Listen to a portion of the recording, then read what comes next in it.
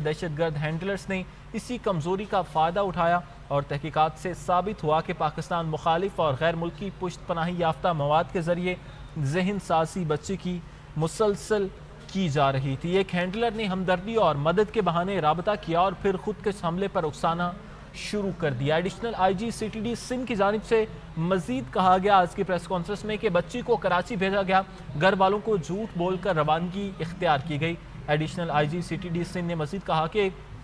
Police नाकों पर checking के बायस हैंडलर मतलूबा मकाम तक ना पहुंच सका और साजिश बेनकाब होगी। ब्रीफिंग के दौरान बच्ची ने नेटवर्क और तरीका वारदात की मुकम्मल तफसीलात फराहम की है। एडिशनल आईजी की जानिब से कहा गया उनकी जानिब से कहा गया कि कम उम्र के बायस खानदान को फौरी तौर पर तलब किया गया। वालिदा और बहन भाई कराची पहुंचे। एडिशनल आईजी ने मजीद कहा कि बच्ची को मुकम्मल तौर पर तहफ़्फ़ुज़ और इज्जत के साथ खानदान के हवाले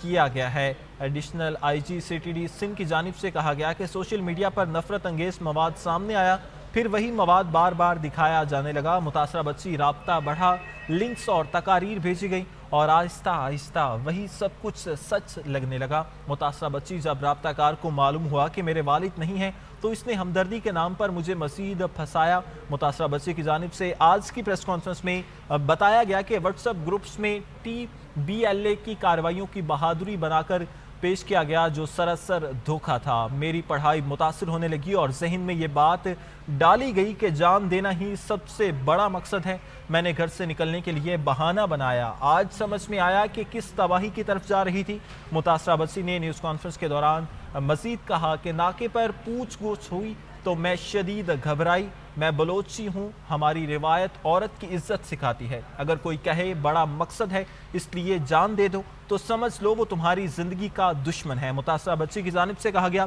कि अवामी मफाद में हमने बयान देने का फैसला किया ताकि कोई और बच्ची इस जाल में ना फंसे। वालिदा की जानिब से कहा गया कि रियासत ने माँ की तरह मेरी बच्ची की जान बचाई और इसकी इज्जत भी मुकम्मल तौर पर महफूज रखी। वालिदा की जानिब से ये कहा गया कि रियासत मुखालिफ अनासर ने सोशल मीडिया पर बच्ची से राबता किया। वज़ीर दाखिला सिंध की जानिब से ये कहा गया है, आपको बता रहे हैं, जहाँ पर आज एक अहम प्रेस कॉन्फ्रेंस हुई वज़ीर दाखिला सिंध ज़ियाउल हसन लंजार की जानिब से, जिसमें उन्होंने एक और BLA के एक बड़े नेटवर्क को बेनकाब किया है और पाकिस्तान को बिलखसूस शहर कायद को, कराची को एक बड़ी तबाही से बचा लिया है। BLA और BLF कम उम्र बलोच बच्चियों को खुदकश हमलावर बनाने के घिनौने फेल में मुलविस हैं। कमसिन लड़की को BLA दहशत गर्दों के खुदकश मंसूबे से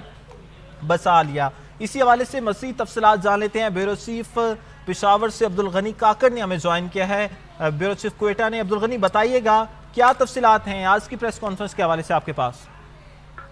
देखें, ये एक बड़ी अहम डेवलपमेंट है सिक्योरिटी फोर्सेस की, क्योंकि बलूचिस्तान में एक मुनज़्ज़म मनसूबे के तहत जो दहशतगर्द तंजीमें हैं उनकी जानिब से जो बच्चियां हैं मुख्तलिफ जो तालीमी इदारों में इस वक्त ज़ेर तालीम हैं उनकी ज़हनसाजी के लिए काम किया जा रहा है। इससे पहले भी मुख्तलिफ इस तरह के वाक़यात पेश आए जिनमें बच्चों को इस्तेमाल किया गया खुदकुश हमलों के लिए। तो ये डेवलपमेंट इसमें एसेंस में ये सामने आई कि ये बच्ची जो है इसको भी खुदकुश हमले के लिए सोशल मीडिया के जरिए ट्रैप किया गया था और उसको तैयार करने के बाद उसे कराची जो है वो मुंतकिल किया गया। ये बलूचिस्तान के इलाके से ट्रैप हुई थी और विंदर का इलाका है, वहाँ से इसे कराची में एक खातून है, उसने उसको एक बस में बिठाया था और उसको फिर वो कराची मुंतकिल करके एक खुदकुश हमले के लिए इस्तेमाल करना चाहते थे। लेकिन बर वक्त जो कोशिश थी, कार्रवाई जो की गई उसके दौरान ये बच्ची जो है ये पकड़ी गई है और उसने तमाम जो इंकशाफात हैं वो भी किए हैं कि किस तरह उसे ट्रैप किया गया। वज़ीर दाखिला सिंध ज़ियाउल हसन ने इस पर जो मीडिया को ब्रीफिंग दी है उसमें भी उन्होंने ये तस्दीक की कि ये एक बड़ी अहम कोशिश थी जो कि नाकाम बनाई गई है सिक्योरिटी फोर्सेस की जानिब से, क्योंकि जो बच्चियां हैं उनको इस तरह के मज़मूम हमलों के लिए इस्तेमाल करने का जो सिलसिला है दहशतगर्द तंजीमों की जानिब से वो शुरू किया गया है, जिसे नाकाम बनाने के लिए मुअज़्ज़ज़ तरीके से जो कार्रवाइयाँ हैं वो की जा रही हैं। इससे पहले भी बलूचिस्तान में हब के इलाके से खैरुन्निसा नामी एक बच्ची को गिरफ्तार किया गया था। उसको भी इसी तरह खुदकुश हमले के लिए तैयार किया गया था, जिसके साथ उसकी एक हानी नामी एक और खातून जो थी, जो कि इसकी फैसिलिटेटर थी, वो भी हिरासत में ली गई थी, जो कि इस वक्त भी इतलाती हैं कि ज़ेर तफ्तीश है।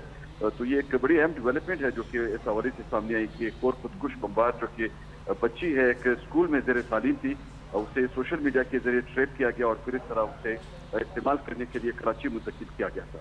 जी अच्छा अब्दुल गनी काकड़, बताइएगा कि क्या इस तरह के मज़ीद नेटवर्क्स की निशानदेही हो चुकी है। आज की प्रेस कॉन्फ्रेंस में मजीद वज़ीर दाखिला सिंध ज़ियाउल हसन अंजार की जानिब से बाकी उनके साथ जो लोग थे उनकी जानिब से किसी और नेटवर्क की तरफ भी इशारा किया गया? देखिए, उन्होंने ये बताया कि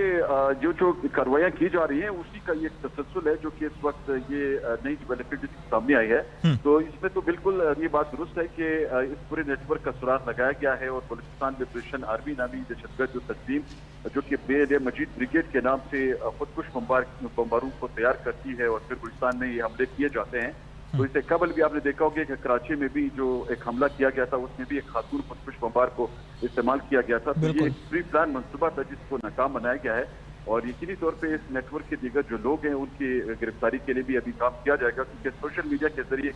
ये बच्चियों को इसी तरह ट्रैप करते हैं और फिर उनको इस तरह ये जो जहनसाजी है उसके प्रोसेस से निकाल कर फिर खुदकुश बम्बार जो है वो बनाया जाता है। तो ये उसी तसलसल का हिस्सा है जिसको नाकाम बनाने के लिए जो सिक्योरिटी एजेंसीज हैं वो काम कर रही हैं। अच्छा अब्दुल गनी काकड़, देखिएगा कि एक बहुत बड़ा सान्य है, जिस बड़े सान्य से जो पुलिस अफसरान थे, हमारे सिक्योरिटी फोर्सेस थे, उन्होंने एक बड़े सान्य से बचाया है। तो क्या कम उम्र बच्चों और बच्चियों के तहफ़्फ़ुज़ के लिए कोई नया लाहेअमल तैयार किया जा रहा है कि आइंदा आने वाले वक्त में इस तरह के वाक़यात हमें देखने को ना मिले? देखें, बिल्कुल इस स्पेशल इशू पे ख़ुसूसी तवज्जो दी जा रही है और इससे पहले भी जो तालिमी इदारे हैं खासकर बलूचिस्तान में और फिर मुल्क के दीगर मुख्तलिफ हिस्सों में जो हमारे तालीमी इदारे हैं, इन तालीमी इदारों में जो दहशतगर्द तंजीमें हैं उनके जो सहूलतकार हैं वो इस तरह के प्रोसेस के लिए इस्तेमाल किए जाते हैं। और फिर आजकल तो जो सोशल मीडिया का एक नया ट्रेंड सामने आया है वो ये है कि इंस्टाग्राम के जरिए, ट्विटर के जरिए, जिसे आजकल एक्स भी कहा जाता है, वो दीगर जो मुख्तलिफ सोशल प्लेटफॉर्म्स हैं इन प्लेटफॉर्म्स के जरिए लोगों को ट्रेस किया जाता है और फिर उनको उनकी जानसाजी करके उन्हें इस तरह के हमलों के लिए इस्तेमाल किया जाता है। कोयटा में भी यहाँ पे एक बड़े तालीमी इदारे से वाबस्ता जो एक प्रोफेसर थे कुछ अर्से कबल वो गिरफ्तार किए गए थे उस्मान काजी के नाम से। तो उस नेटवर्क के भी कई लोग जो है वो गिरफ्तार किए गए हैं और एक मुनज़्ज़म मंसूबे के तहत जिस तरह ये एग्जीक्यूट किया जा रहा था दहशतगर्दों का ये प्लान, उसे नाकाम बनाने के लिए काफ़ी जो इक़दाम है वो किए गए हैं और इंशाल्लाह ये तवक्को की जा सकती है कि ये जो इक़दाम किए जा रहे हैं इनकी सूरत जो नताइज आने वाले दिनों में वो सामने आएंगे। अच्छा अब्दुल गनी काकड़, बताइएगा कि बच्ची ने खुद एतराफ़ किया है कि वो मोबाइल फ़ोन घर वालों से छुपा कर यूज़ कर रही थी, तो क्या इस हवाले से कोई तफसीलात आपके पास पहुंची हैं कि उसने मोबाइल फ़ोन कहाँ से लिया था और कैसे इस्तेमाल करती थी, वालिदैन से घर से बच गए? देखिए, इस बच्ची को इस तरह ट्रेस किया गया कि सबसे पहले तो ये बच्ची जो थी इससे इंस्टाग्राम के जरिए रब्ता किया गया था। इंस्टाग्राम के जरिए जब ये राब्ते में आई तो उसके साथ फिर जो दहशतगर्द तंजीमों के सहूलतकार थे उन्होंने उसके साथ राब्ते के बाद उससे जो टेलीफोन नंबर था वो हासिल किया था। बच्ची का जो मोबाइल नंबर था उसके हुसूल के बाद उसके साथ वो एक व्हाट्सएप ग्रुप दहशतगर्द तंजीमों का बनाया गया है जिसमें फिर इस लड़की को जो है उस ग्रुप में ऐड किया गया था और वहां से फिर जनसाजी का जो तसल्सल था वो आगे बढ़ा और फिर इस बच्ची को ये बताया गया कि ये जो मारंग बलोच है, इसी तरह समैया कलंदरानी है और माहिल बलोच जो खुदकुश हमलावर इससे पहले गुजरी हैं, उन्होंने किस तरह जो है बलोच कौम के लिए काम किया है और बलोच कास्ट के लिए वो काम करती रही है इससे पहले भी। तो उन्होंने इस तरह उसको वरगला के अपने नेटवर्क का हिस्सा बनाया और फिर ये बच्ची जो थी वो ये बता रही थी कि उसे फिर विंदर वो पहले पहुंची है अपने घर से, वो इस बहाने निकली कि वो किसी टी पार्टी में शिरकत के लिए वहाँ पे जाएगी। तो जब वहाँ से वो निकली है तो फिर वो वहाँ पे विंदर के मुकाम पर एक और दहशतगर्दों के साथ लिंक एक और खातून भी वो उसे अपने घर लेके गई थी और वहाँ से फिर उसको कराची बाउंड एक बस जो था उस बस के जरिए उस बच्ची को जो है मुंतकिल किया गया और फिर वहाँ बस में जब तलाशी ली गई तो वो तलाशी के दौरान चूंकि इन्फॉर्मेशन थी कि इस तरह की बच्ची जो है उसको ट्रेस किया गया है तो फिर वो बच्ची जो थी उसको हिरासत में लिया गया और इसके बाद फिर जो ये सूरत ये मजीद जो है सामने आई। अच्छा अब्दुल गनी काकड़, ये अभी तक पता चल चुका है कि बच्ची जो उस खातून के साथ उनके घर में भी रही है, किस तरह की उसकी जहन साजी की गई है, किस तरह की उसको वीडियोस दिखाएगी, किस तरह की बातें की गई? देखिए, इस पूरे प्रोसेस में इन्होंने जिस तरह इस्तेमाल किया है इस बच्ची को, उसके लिए तो उन्होंने जो अभी इख्तिलाफ़ात हुए हैं इनिशियल जो इन्वेस्टिगेशंस हुई उनमें इस बच्ची ने ये भी बताया कि मुख्तलिफ किताबें उसके हवाले की भी थी। दहशतगर्दों का अपना एक लिटरेचर है जो कि इस तरह जब ये केसेस सामने आते हैं तो उनके हवाले किया जाता है। पहले उसको लिटरेचर किया गया और उस लिटरेचर के जरिए उसकी जहनसाजी पे काम शुरू किया गया। फिर इस तरह की जो मुख्तलिफ खवातीन है जो कि इनको ट्रेस करती हैं, फिर उसके बाद उनके साथ राब्ते बढ़ाए जाते हैं। फिर उनके साथ जब ये राब्ते की कम्युनिकेशन बढ़ती है तो उससे पहले फिर ये भी कोशिश उनकी होती है कि अगर जो मुतलका बच्ची हो अगर वो उनके नरगे में ना आए या कोई इस तरह की कोशिश वो नाकाम होती है तो ब्लैकमेलिंग के जरिए भी उनका सहारा लेती है, ब्लैकमेलिंग की जाती है। बच्चों से ये भी कहा जाता है कि अगर वो उनके रास्ते में नहीं चलती तो फिर वो उनके वालिदैन के साथ या उनके सोशल जो प्लेटफॉर्म्स है उनकी वीडियोस वगैरह जो उनकी बनाई गई हैं वो उनके साथ शेयर की जाएंगी। तो वो ब्लैकमेलिंग का तसलसल भी रहता है, जेनसादी की कोशिशें भी होती हैं। इन तमाम प्रोसेस से गुजार कर फिर जो है उन बच्चियों को सुसाइड बॉम्बिंग के लिए तैयार किया गया। अच्छा अब्दुल गनी, बताइएगा कि इंटेलिजेंस बेस्ड ऑपरेशन में आपकी नज़र में या आपको क्या लगता है कि सबसे बड़ा और अहम ब्रेक थ्रू कहाँ पे नज़र आया आपको? इस पूरी जो आज प्रेस कॉन्फ्रेंस हुई है वज़ीर दाखिला सिंध ज़िया उल हसन लंजार की जानिब से, पुलिस अफसरान की जानिब से, इस पूरी कहानी उन्होंने बताई है, तो सबसे बड़ा ब्रेक थ्रू आपको कहाँ नज़र आया? देखिए, सबसे बड़ा ब्रेक थ्रू तो ये है ना कि इस पूरे नेटवर्क का सुराग लगाया गया है, किस तरह इस तसलसल को आगे बढ़ाया जाता है बलूचिस्तान में और मुल्क के दीगर हिस्सों में। अब ये जो नया ट्रेंड सामने आया सुसाइड बॉम्बिंग का, जिसमें खवातीन को खासकर निशाना बनाकर उनको इस तरह इस्तेमाल किया जाता है। आपने देखा पिछले दिनों उन्होंने जब गुलिस्तान के इलाके नौकंडी में भी जब एक सिक्योरिटी फोर्सेस के कैंप पे हमला किया, तो उसमें भी जरीना रफीक नामी एक जो खुदकुश बमबार थी वो इस्तेमाल की गई थी। उसकी जिम्मेदारी जो थी उसकी भी एक दहशतगर्द तंजीम ने कबूल की। और हालिया दिनों में ये जो उनकी सहूलतकार है दहशतगर्द तंजीमों की मारंग लांगो, उसे जब गिरफ्तार किया गया तो उस पर भी इनकी जो सोशल मीडिया के प्लेटफॉर्म से उन्होंने बहुत प्रोपेगेंडा किया, क्योंकि उसकी वजह ये थी कि वो ये चाहते थे कि जो उनका सॉफ्ट कॉर्नर है उसको वो यूटिलाइज करके दहशतगर्दों की सहूलतकारी करे, लेकिन उनकी वो कोशिश नाकाम बनाई गई। और आज आप देखें कि बलूचिस्तान में इनके जो नेटवर्क के लोग हैं न सिर्फ बड़े पैमाने पर वो पकड़े जा रहे हैं, बल्कि उनके जो इस तरह के मजमूम अज़ाइम हैं वो भी बेनकाब हो रहे हैं। और भारतीय स्पॉन्सर्ड ये जो तंजीमें हैं जो कि बलूचिस्तान में और मुल्क के दीगर हिस्सों में, खासकर